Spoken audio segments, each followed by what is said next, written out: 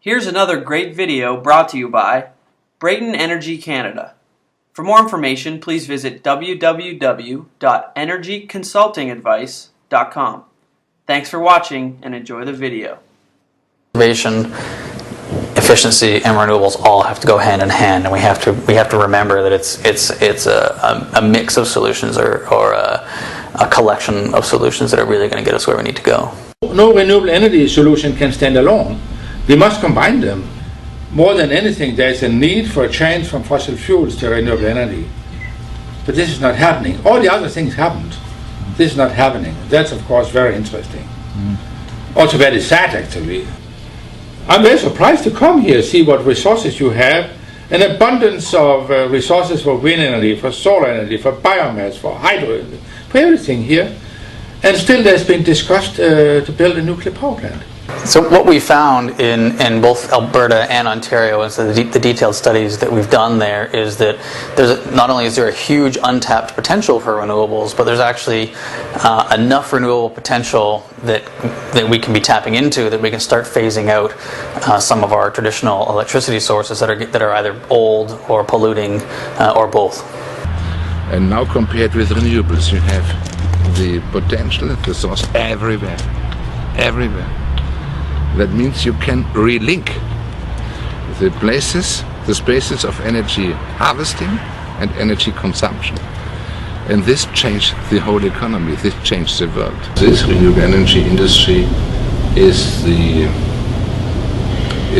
key for overcoming the world energy crisis, which is a nuclear and a fossil crisis. We have always had the ability to develop renewable energy on a scale that we need. It's always been a question of, do we have the will to do it? It's never been a question of the technology. It's always been a question of, do we really want a renewable energy future? The keys to developing community wind here in North America are the same as they are in Europe. Most importantly, you must have the right to connect your wind turbine or your solar panel to the grid. You must have the right to sell that electricity to the grid, and there must be a mechanism in place that determines a price for the electricity. The thing that the message that is important to me, we can do this. This is not miracle. It's not something that is completely for people who have their heads in the clouds. It is something that in the real world can be done. And for that, something like Freyand, of course, is the model. This is rural, yes. It is not very densely inhabited, yes. But it is a first step, and we can show in Freyand that it can be done.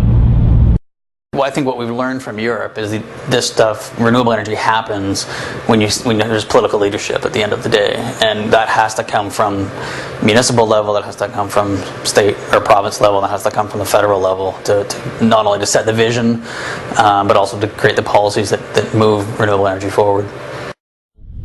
It's the same thing if you compare Samsø to other areas. You can say, well, every house is different, but every area is also different. You can't just copy the Samsø project to anywhere else.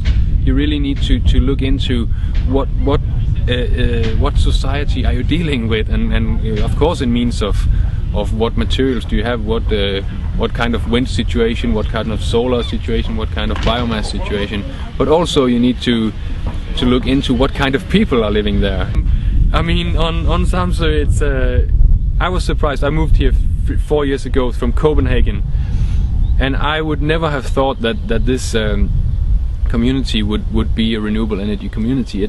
It's actually a very traditional, very farming orientated, not very ecological society. And then what has made these people think so much about renewable energy? And I think it has not so much to do about the polar bears in Greenland or the climate change. It has much more to do with the local society and a new project to be together about. So North America needs a massive reconstruction of its infrastructure, and we can use renewable energy to reindustrialize the North American economy, to replace those jobs that are being lost in Ontario and Windsor and Oshawa, those jobs that are being lost in Detroit. We can reemploy our people building the things that we need for the future, building the solar systems and building the wind turbines that we need for our future, and we should begin immediately. And we need policies that make this possible. What can be frustrating about looking at renewable energy is just knowing the vast potential we have in Canada, and not only from a clean energy point of view, but from an industrial development, from an economic point of view. I mean, there's such a potential here to take advantage of. Creating a whole new industry and creating a long-term sustainable industry that at the same time has great environmental benefits. And so sometimes that can be frustrating just because we don't seem to be taking advantage of this great solution that we're basically sitting on. But at the same time, in the 10 years that I've been involved in this, you're starting to see that mind shift. You're starting to see the ground moving. Whereas 10 years ago we weren't even talking about this as a real solution, and the game has changed so much even in the last 5 to 10 years. You see these advances in technologies and advances in policies all around the world, and starting to happen in Canada too. So at the same time I'm hopeful that we're getting there.